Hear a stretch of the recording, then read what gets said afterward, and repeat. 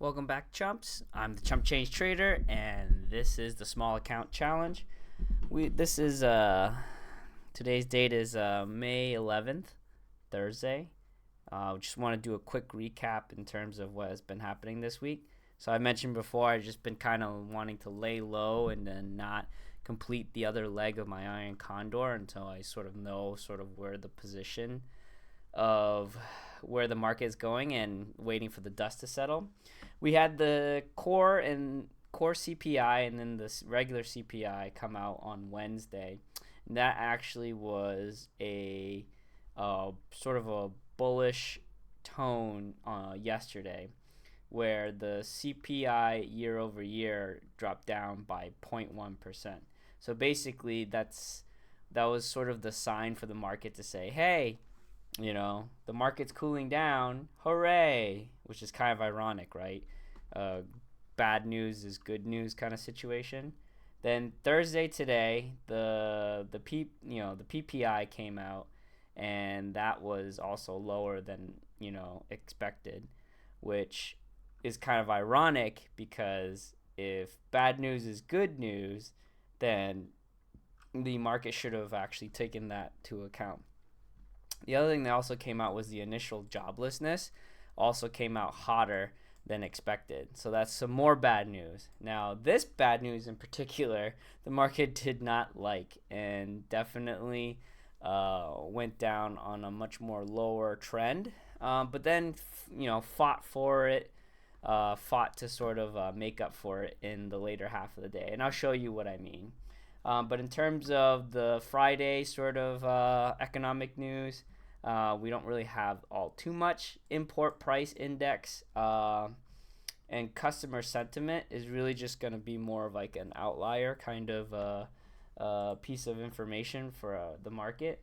So what had happened over the course 3 days is we got basically Wednesday came, the good news came through, and then markets were moving, and then today just dropped down, fought a little bit, and then just kind of grinded sideways. So with that in mind, I kind of thought, okay, so Fed, the CPI report had come out. Really, they're still sort of debating on the U.S. debt ceiling. That hasn't actually been settled yet, and we probably won't see that resolved until the umpteenth hour again. And pardon me if I keep touching my eyeball because allergies are killing me. I just went out for a bike ride just earlier. But yeah, so for the most part, we have sort of the biggest threat to the market and to the U.S. economy looming, which is, I guess, okay for now, but simultaneously, that's probably the biggest threat that's sort of around the corner coming up. In terms of all the other economic data, we're kind of still sitting in the same wings as we were before, right? Where we're seeing maybe results of the Fed rate hikes cooling the market, grinding and chipping away at it at a marginal level.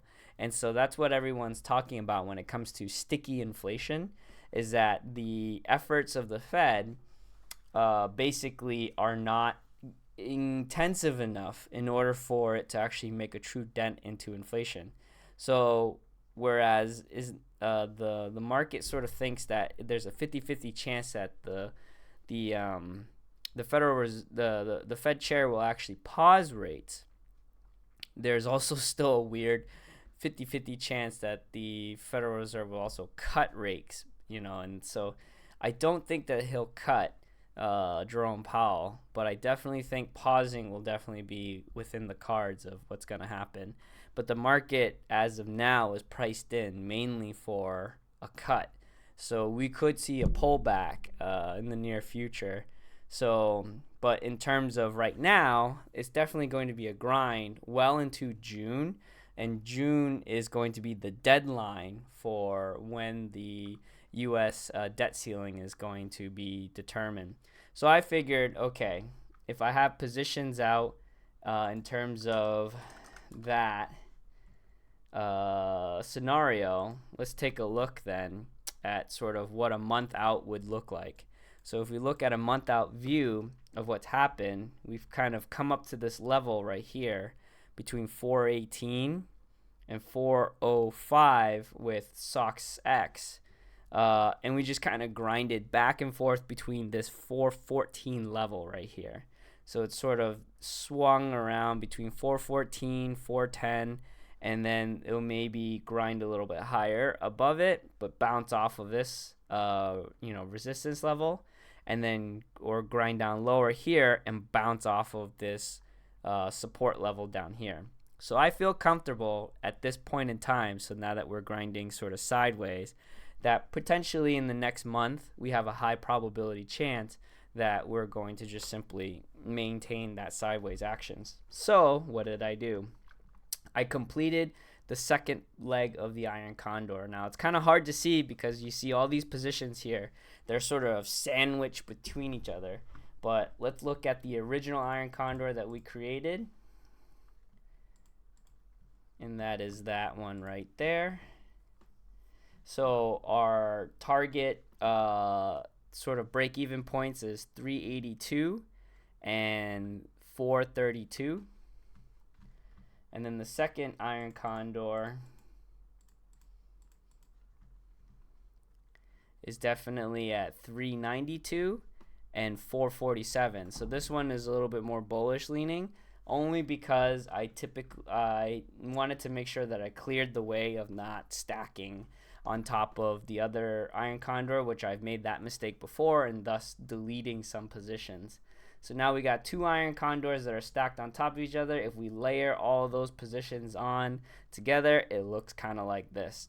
So as long as the market decides to sort of chop in between those levels that we talked about before, about 404 to 418, and then even if it pushes out further for temporary, time periods, right? A couple of days here, a couple of days here, like 1 day here, we should be in a good kind of target zone to make sure that we can, extrapolate as much of this premium as we can. So 36 days will go by and we will be $500 richer. So that would actually push the amount of cash well into sort of the $3,000.